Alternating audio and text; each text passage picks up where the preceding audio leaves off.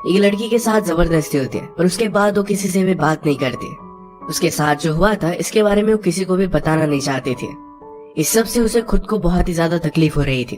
क्या इन सब से वो उभर पाएगी, या हम आज की हमारी मूवी स्पीक 2004 की एक हॉलीवुड ड्रामा मूवी में देखेंगे। ये मूवी एक बहुत ही अच्छे से मैसेज के साथ आती है, तो अंत तक इस वीडियो को जरूर देखिए।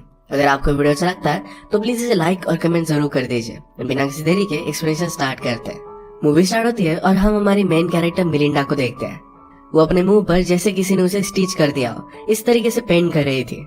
उसकी मदर ने आकर देखा और उस पर वो गुस्सा हो जाती है, पर उसे काम पर जाना था तो इस वजह से उससे कुछ भी बात नहीं करती। पूरा समर बीत गया था। मिलिंडा का बिहेवियर इसी तरीके से था तो मदर इस बात को इग्नोर कर देती है। आज स्कूल का फर्स्ट डे, वो नर्वस थी और जाने से डर रही थी। आज एक नई लड़की स्कूल में आई जिसका नाम है हेदर। मिलिंडा उसे उतनी ज्यादा लाइक नहीं करती, पर वो स्कूल में नहीं है, उसे फ्रेंड की जरूरत पड़ेगी और उस वजह से मिलिंडा उसकी फ्रेंड बनने के लिए मान जाती है। वो बहुत ज्यादा बोलती थी तो मिलिंडा को ज्यादा बात करने की जरूरत नहीं पड़ती। इनकी स्कूल की टीम की लड़कियों ने मिलिंडा को नोटिस किया था। वो ज्यादा कुछ भी बात नहीं करती, इसके बारे में हमें बाद में पता चलेगा। आज अपनी क्लास ढूंढते हुए मिलिंडा को जरा लेट हो गया तो उसके टीचर मिस्टर ने उसे एक वार्निंग दे देते हैं। इनकी बायोलॉजी की क्लास थी तो मिलिंडा का लैब पार्टनर है डेव बना।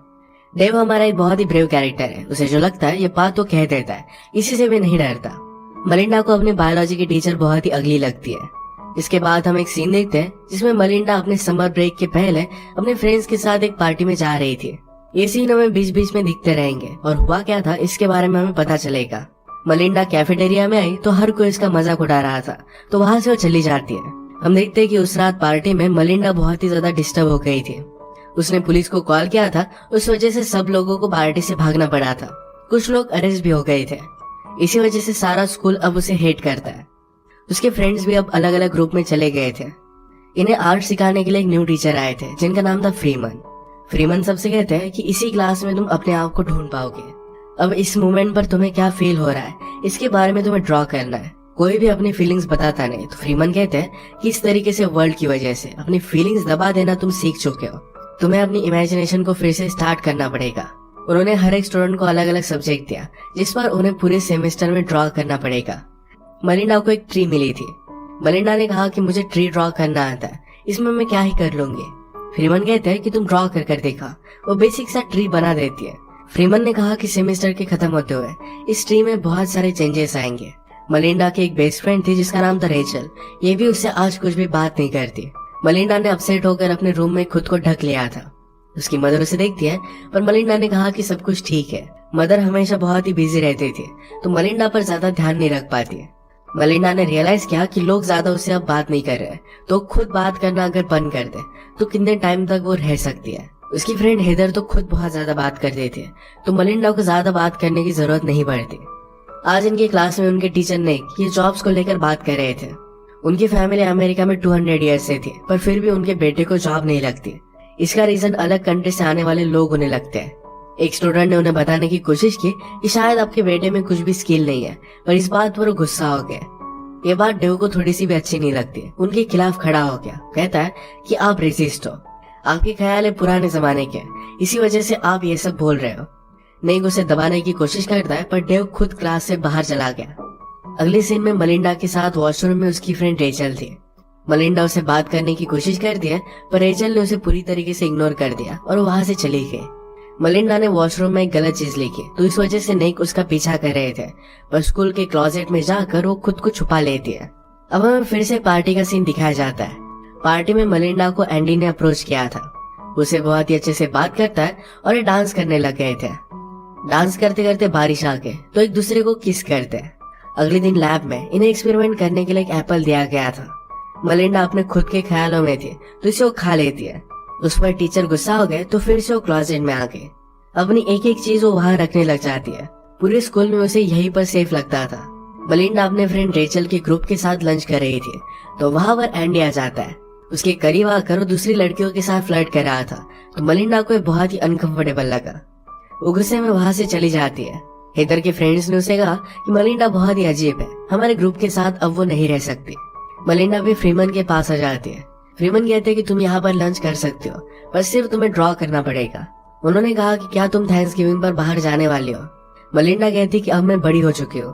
फ्रीमन कहता है कि मेरे बच्चे हैं, पर फिर भी मैं कैंडी लेने के लिए जाने वाला हूँ। हमारे अंदर का इनोसेंस हमें कभी भी मरने नहीं देना चाहिए। वो कुछ भी ड्रॉ नहीं कर पा रही थी, तो फ्रीमन ने कहा कि एक ट्री इमेजिन करो। जो मलिंडा को इमेजिन हुआ वही उसे ड्रॉ करने के लिए कहते हैं। अब मलिंडा स्कूल में किसी से भी बात नहीं करती थी। स्कूल के क्लोजेट में जाकर वहीं पर हैंग आउट करती थी। अब थैंक्स गिविंग आ चुका था। मलिंडा की मदर को ज्यादा अच्छा टर्की बनाना आता नहीं, तो इस वजह से वो इरिटेट हो गई थी। फादर ने ये सब बात रियलाइज की और मलिंडा को डोनट खाने के लिए लेकर गए। मलिंडा उन्हें सब कुछ बताना चाहते थे, पर कुछ भी बता नहीं पाते। घर आने पर ही देखते तो उनकी मदर ने उनके खाने की सारी वाट लगा दी थी। मदर को उसके काम से कॉल आया तो कहती कि आज रात हम बाहर ही जाएंगे। अगले दिन आर्ट क्लास में मलिंडा टर्की की बोन्स लेकर आई थी। फ्रीमन पूछते कि ये क्या है। मलिंडा को अब तक पता नहीं था। थोड़ी देर में उन्होंने देखा तो एक बहुत ही अच्छा आर्ट मलिंडा ने बनाया हुआ था। फ्रीमन कहते हैं कि इस आर्ट में हम एक बर्बाद हुए हॉलीडे में एक पर्सन छुपा हुआ देख सकते हैं। मलिंडा सरप्राइज थी कि उसकी फीलिंग्स को भी कोई जान सकता है। नेक्स्ट सीन में इनके स्कूल में एक गेम था जहाँ पर मलिंडा जाती है। उसके पीछे एक लड़की बैठी थी। उसे कहती है जिस पार्टी में तुमने पुलिस को भेजा था उस पार्टी में मेरा ब्रदर भी था और वो अरेस्ट हो गया। गेम चलते वक्त उसे वो बुली करती है। अब हम फिर से पार्टी देखते हैं। बारिश की वजह से मलिंडा के हेयर्स वेट हो गए थे, तो एंडी उन्हें सुखाने में उसे हेल्प करता है। उसे पूछता है कि क्या तुम मेरे साथ ड्राइव पर चलोगे। मलिंडा पहले जरा कतरा रही थी, पर वो उसे बहुत ही ज्यादा इंसिस्ट करता है, तो इस वजह से वो मान जाती है। वो उसे अपनी गाड़ी में लेकर गया और वहां पर किस करने लग जाता है। उसके साथ वो जबरदस्ती इंटीमेट हो गया। इस इंसिडेंट की वजह से ही मलिंडा ने पुलिस को कॉल किया था। इसी वजह से बहुत ही ज्यादा वो डिस्टर्ब थी। अब हम समझ सकते हैं कि उसकी कोई भी फ्रेंड नहीं, वो किसी को भी ये बात बता नहीं सकती थी। रात में भी इसके बारे में उसे बहुत ही ज्यादा बुरे सपने आते हैं। उसकी मदर ने नोटिस किया और वो कहती कि सब कुछ ठीक हो जाएगा। मदर को लग रहा था कि मलिंडा की कोई भी फ्रेंड नहीं, शायद इसी वजह से वो डिस्टर्ब है। मदर कहती कि तुम्हारे साथ आज जो भी हो रहा है फ्यूचर में तुम सब कुछ भूल जाओगे, ये सब चीजें मैटर भी नहीं करेंगी।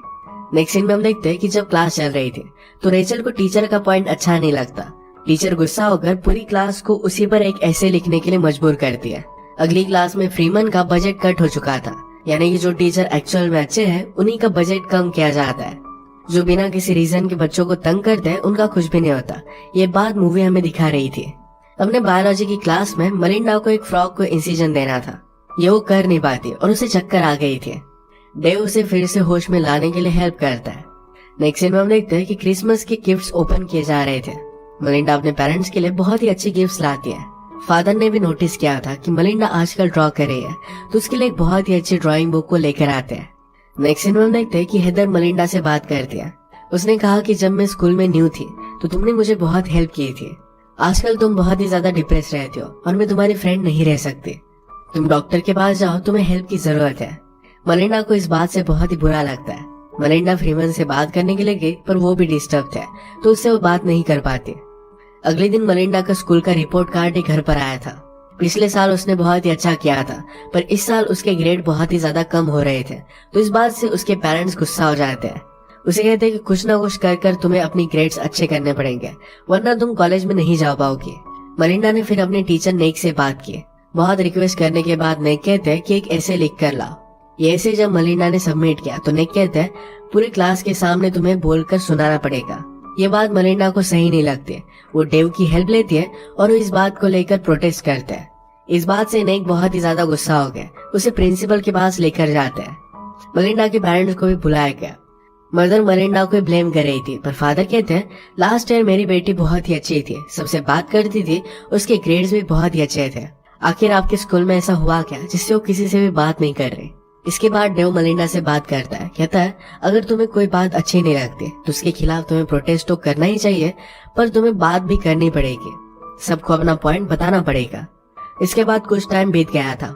आज वैलेंटाइन डे है। मलिंडा नोटिस करती है कि उसकी फ्रेंड रेचल ये एंडी को डेट कर रही है। ये बात उसे बहुत ही डिस्टर्ब करती है। आर्ट क्लास में मलिंडा की पेंटिंग बहुत अच्छी हो रही थी। फ्रीमन ने उसे पिकासो का वर्क दिखाया। उन्हें लगता था कि मलिंडा भी उस तरीके से कुछ कर सकती है। क्लास खत्म हो जाने के बाद भी मलिंडा पेंट कर रही थी, तो एंडी वहां पर पहुंच जाता है। उसे पूछता है कि रेचल कहाँ पर है। उसे बात करने वाला था, पर रेचल ने इन दोनों को साथ में देख लिया। इस बात से वो गुस्सा हो गई थी। एंडी ने कहा कि मुझे लगा था कि वो तुम्हारी फ्रेंड है। रेचल कहती कि वो मेरी फ्रेंड नहीं है। एंडी कुछ भी कर उसे मना ही लेता है। ये सब सुनने के बाद मलिंडा घर पर आकर अपने क्लोजेट में छुपकर जोर से चिल्लाती है। इसके बाद स्कूल में मेंटल हेल्थ डे था। तो मलिंडा स्कूल में नहीं जाती है। वो एक हॉस्पिटल में आ गई और एक एम्प्टी बेड पर वो सो जाती है। उसने हमसे कहा कि वैसे भी घर पर वो सो नहीं पाती, हमेशा उस रात के बारे में सोचती रहती है। पूरा दिन बीत गया पर फिर भी मलिंडा को किसी ने नोटिस नहीं किया था, तो रात में वो घर पर आ जाती है। अगले दिन मलिंडा से मिलने के लिए हेदर आई। उससे कहती कि मुझे तुमसे फ्रेंडशिप तोड़नी नहीं चाहिए थी। हेदर के ग्रुप को स्कूल को डेकोरेट करने का काम दिया गया था। ये सारा काम उन्होंने हेदर पर ही डाल दिया है। उसे हेल्प की जरूरत थी तो उसी वजह से वो फिर से मलिंडा की फ्रेंड बनना चाहती थी, पर मलिंडा इन सब से अब तंग आ चुकी थी। उसे कहती कि तुम इस तरीके से मेरा यूज नहीं कर सकते। उसे जाने के लिए कहती है। मलिंडा इस तरीके से विक्टिम बनने से तंग आ चुकी थी। वो स्कूल में जाकर टेनिस टीम के लिए ट्राई करती है और वो बहुत ही अच्छा खेल रही थी। मलिंडा एक कॉन्फ्लिक्ट में थी। उसे लग रहा था कि रेचल को उसे सब कुछ सच बता देना चाहिए। अगर वो ऐसा नहीं करते तो शायद एंडी उसे भी हर्ट कर देगा। उसके साथ जो हुआ था इसके बारे में उसे किसी न किसी से तो बात करनी ही थी। वो फिर रेचल के पास आ जाते हैं। उसने रेचल से पूछा कि क्या तुम और एंडी कपल हो। रेचल कहती कि सब कुछ बहुत ही अच्छा चल रहा है। मलिंडा ने रेचल को बता दिया कि एंडी ने उसके साथ जबरदस्ती की थी। इस बात से रेचल ही मलिंडा पर गुस्सा हो जाती है।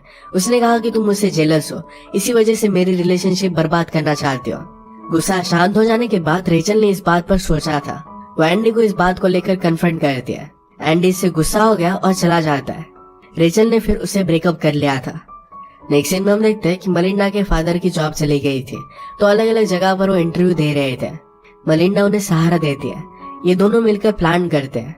वो पहले हमेशा जैसे होती थी वैसे ही सबसे अब बात करने लग गई थी। नेक्स्ट सीन में डेव मलिंडा के पास है। वो कहता है कि ईयर बुक के लिए तुम्हारी साइन दे दो। मलिंडा कहती कि मेरी फोटो किसने भी ली नहीं थी। डेव कहता है कि मैंने ली थी। मलिंडा को देखकर बहुत ही अच्छा लगता है। डेव ने उसे कहा कि आज रात सब फ्रेंड्स मिलकर हम बाहर जाने वाले हैं, क्या तुम भी हमारे साथ चलोगी। मलिंडा को बात अच्छी लगती है, उसके लिए उसे हाँ कहती है। इसके बाद मलिंडा फ्रीमन के पास आए। स्कूल अब खत्म होने वाला था तो फ्रीमन ये जॉब छोड़ रहे थे। फ्रीमन ने कहा कि इस तरीके से स्टूडेंट को जज करना है चीज मुझे अच्छी नहीं लगती। हर कोई यूनिक होता है। मलिंडा उन्हें अपनी ड्राइंग्स दिखाने के लिए लेकर जाती है। पूरे सेमेस्टर में मलिंडा ने बहुत सारी ट्रीज की ड्राइंग बनाई थी और हर एक बहुत ही ज्यादा यूनिक थी। ये सब देखकर फ्रीमन की आंखों में आंसू आ गए। उन्हें बहुत अच्छी लगी थी। वो चले गए और उसके बाद एंडी मलिंडा के पास आ जाता है। उसने कहा कि तुम्हें रेचल को ये सब बात नहीं बतानी चाहिए थी। उसे फिर से जबरदस्ती करने लग जाता है। मलिंडा एसिड की बोतल लेती है और एंडी की आंख में डाल देती है। वो फिर भी उसे मारने की कोशिश कर रहा था। मलिंडा की चीखें सुनकर स्कूल की टीम की लड़कियां उसे बचा लेती है। टीम की एक लड़की के साथ भी एंडी ने जबरदस्ती की थी, तो इस वजह से उन्हें सब कुछ पता था। ये सब बात फिर वो टीचर्स को बता देते हैं। एंडी को जेल में जाना पड़ा। मलिंडा की मदर को जब ये बात पता चले तो उसे बहुत सपोर्ट करती है। मलिंडा भी अब सब कुछ बताने के लिए रेडी थी। फाइनली वो खुद के लिए स्टैंड करने के लिए सीख गई थी। ये मूवी हमें सिखा कर जाती है कि वर्ल्ड हमें कितने भी दबाने की कोशिश करे, पर जो चीज सही है उसके लिए हमें खड़ा रहना चाहिए। इसी के साथ आज का वीडियो हम खत्म करते हैं। अगर आपको अच्छा लगा तो प्लीज इसे लाइक और कमेंट जरूर कर दीजिएगा। मैं बहुत सारी मूवीज लेकर आते रहता हूँ, तो प्लीज चैनल को सब्सक्राइब कर दीजिए और बेल नोटिफिकेशन आइकॉन दबाना मत भूलिएगा। हम फिर से मिलेंगे और एक नई मूवी के साथ। तब तक के लिए थैंक यू और आप अपने आप का ख्याल रखिए।